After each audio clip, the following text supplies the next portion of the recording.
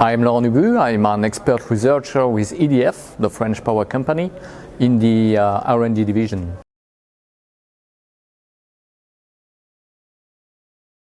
Most companies in the world are impacted by climate variability and climate change because, for instance, electricity demand depends highly on air temperature, especially, particularly in France, where we have a lot of electric heating, and so temperature has a big impact.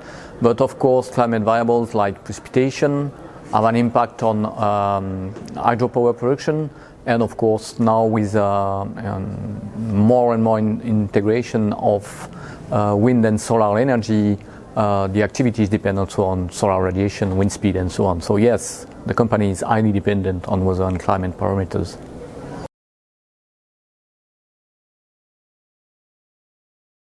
One of the particularly interesting applications is for hydropower management, because as you may know, hydropower reservoirs need to be managed over the entire year. And for instance, you have to take such decisions like if you are in January and your dams are full of water and there's a cold spell coming in the next 2 weeks or 3 weeks, let's say, you will have to make a decision between producing energy from the hydropower plants using your water, but then you need to make the assumption that there will be precipitation in the coming months to fill again the reservoirs, or if you have any information about the fact that there will be less than normal precipitation over the spring, you'd probably better keep your water in your dams and buy energy on the market to face the current cold spell, which increases the demand.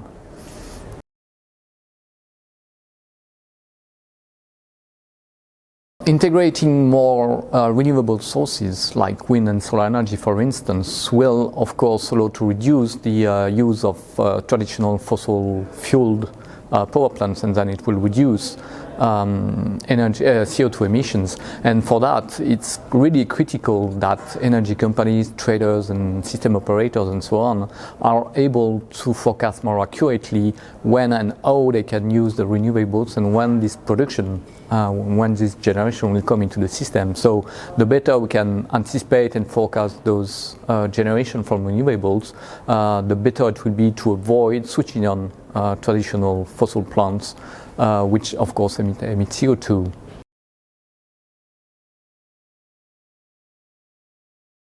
I think the main challenge is to be able to bring the relevant information to the user. By relevant, I mean, of course, skillful information, so accurate forecasts, reliable forecasts.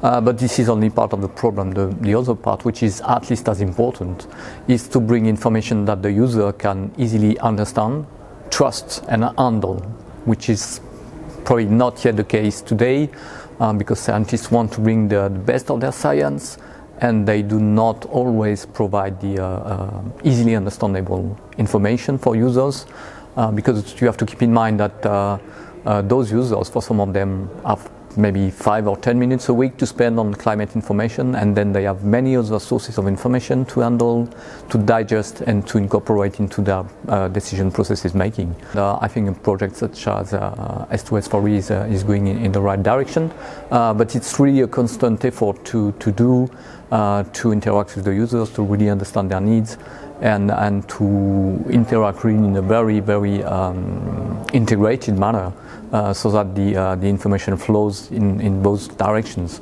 from the providers to the users, but also from the users to the providers. So it's really a co-design matter and a collaborative approach discussion that needs to be done.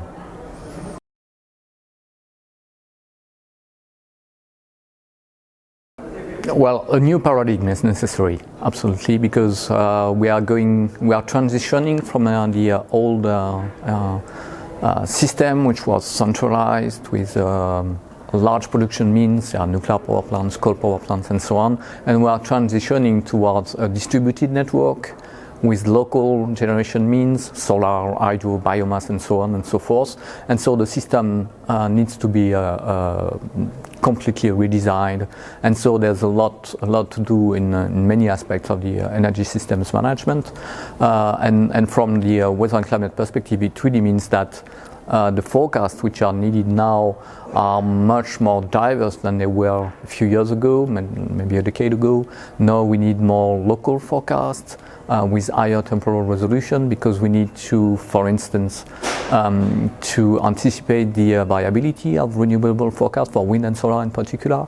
And so for that we need at least hourly resolution in the forecast. So yeah, it's a completely different picture, but everyone is moving in that direction. Things are moving really fast. The point is that it's really important to keep in mind that the climate forecasts are not the only matter. There are many other problems to be solved in this transition, and the problem has to be thought of globally and not in silos. On the climate part on one side, and the storage side on another side, and so on. It really needs to be taken as a whole and not as different topics here and there.